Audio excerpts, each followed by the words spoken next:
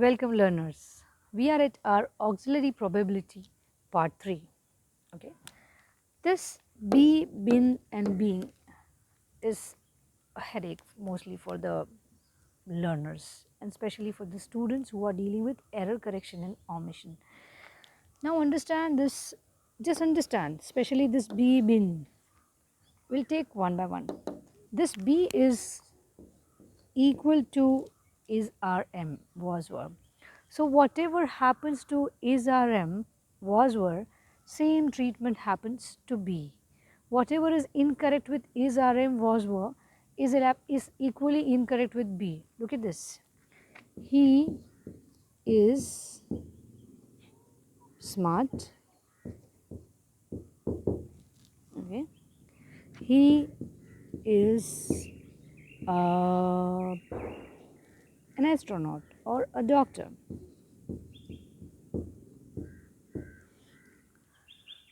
Okay. Now we will use it with our modal auxiliaries, then you will understand why and when do we need it. Firstly, the question is why do we use it and when do we use it and when do we need it. So look at this, anything of this is can, could, shall, should, may, might, must, will, would, all those 9 modal auxiliaries, any of that, anything you can take. Like let us take may. Okay, he may smart. As in the last lesson I had told, we cannot use an adjective directly with this can, could, shall, should, may, might, must, will, would, any of these 9s. So he may be smart. Same way, he or she or whoever, might, may, should, whatever, you take any, he can be a doctor. But we cannot directly say he can a doctor. He can what a doctor? Meet a doctor, see a doctor. Okay. So understand. So if you are using adjective with along with any of these modal auxiliaries, that is can, could, shall, should, may, might, must, will, would, there has to be a be between. Okay. Same way. Now let us look at this. We had learned that it is correct only when we use verb do after these. Now if I need to use a progressive form of verb like he can waiting, he can waiting, even if I say he can be waiting, it does not make much sense. But if I say he would be waiting, he could be waiting, he may be waiting, it makes sense. But the be is needed. I can't say he could waiting, he may waiting, he should waiting, he would waiting, he would be waiting, or he might be waiting. It is a guess. Okay. But can waiting, can be waiting also. The structure wise, if I say he could be waiting, is correct, but he can be waiting. No, because can is used when you are talking about the physical ability. That is the difference between may and can. I will give an example.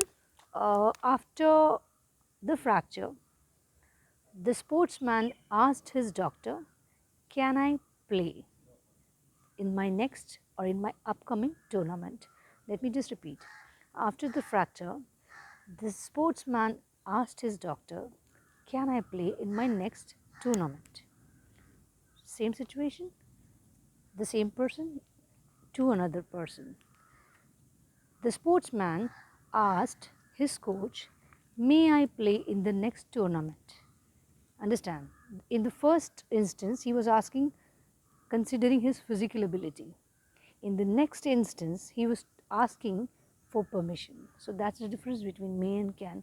So can be waiting does not make sense, but you understood how be is used. Now let us look at been. Okay. Be is used with all the modal auxiliaries. Similarly, been is used with has, have, had. That is auxiliaries of the perfect: has, have and had. He is waiting for you. Next sentence, he has been waiting for you.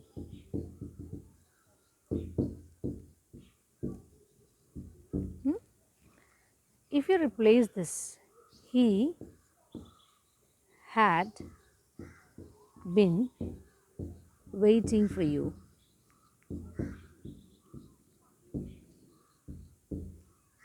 This is the first probability, that is the verb progressive after this. There are two more. Let's look at this first. Okay, he is waiting for you, that is, this is ongoing in the now, or it could be he was waiting in the past. In that particular moment he was doing this particular action. But when I say he has been waiting, that means this has started at a certain time and continuously going on. Same way, he had been waiting for you. Same way, just understand it's a very minor difference. When we say he has been waiting, that means he started and still going on. But when I say he had been waiting, that means it started but no more going on. I'll give an example. I had been going to a school for many years to learn. Okay. Now I have been coming to this school to teach. Okay. So that means still going on. When I said I had been going to a school, that means I did it for a duration and I stopped. Had been means no more going on. Has been or have been present, still going on. Okay, makes sense. So there are these are the options. Okay, you can't say right now I have been teaching you now. No, it doesn't make sense. I am teaching you now. Okay, this particular moment. So no, has, have, had.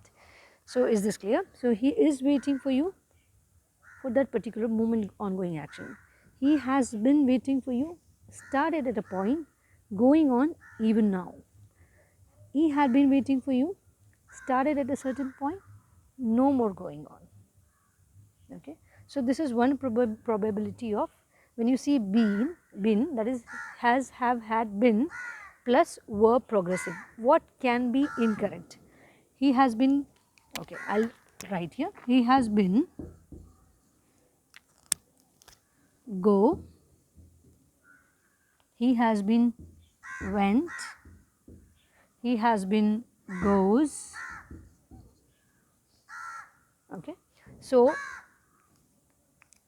anything other than he has been gone, he has been broken, he has been taken, he has been disturbed. Yes, this is what brings us to its passive structure. But let's see all these incorrect ones. He has been, go, incorrect. He has been, went, absolutely incorrect. He has been, goes, definitely incorrect. So one was he has been going. Now let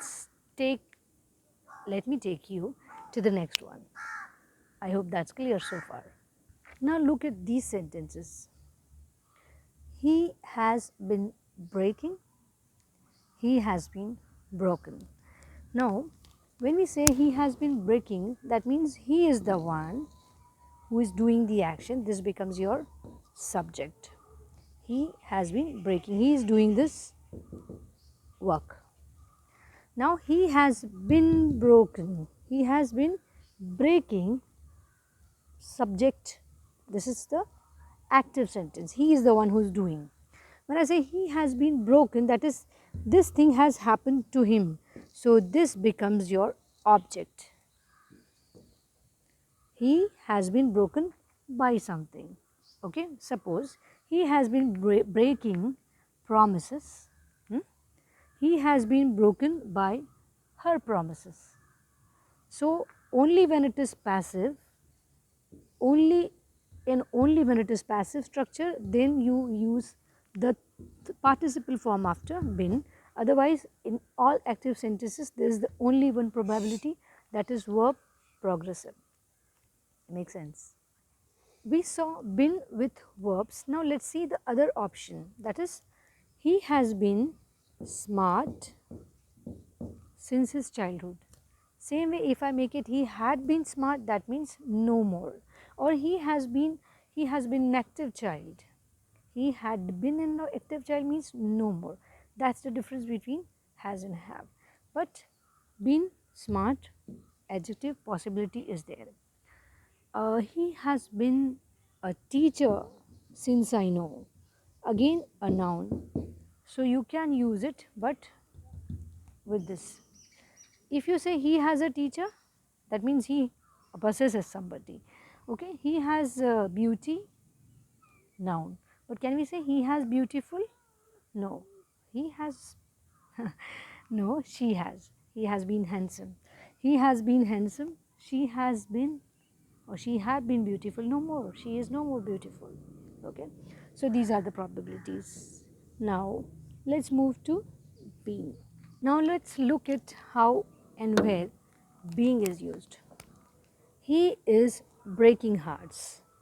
That is, he is the one who is doing this action on hearts. Okay.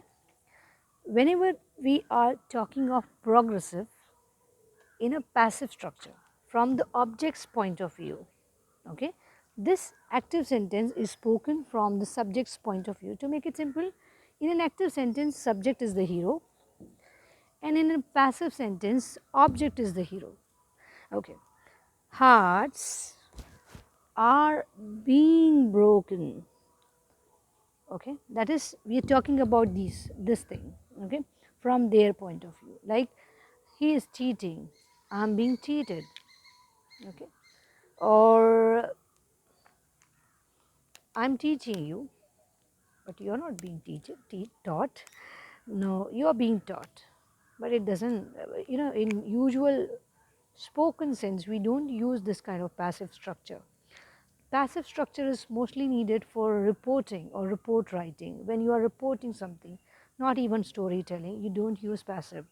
It's a language of journalism or a structure. We do talk in passive, but it's not that more often as it is used in a written format, especially for legal language or legal kind of presentation or report. For that we need, but I won't say you are being taught.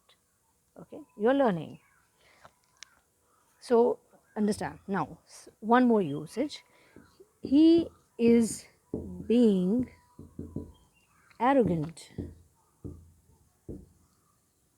Okay. He is being human. He's just being human. Let's understand how being can be used along with a noun. Look at this. Being human is the only choice I have.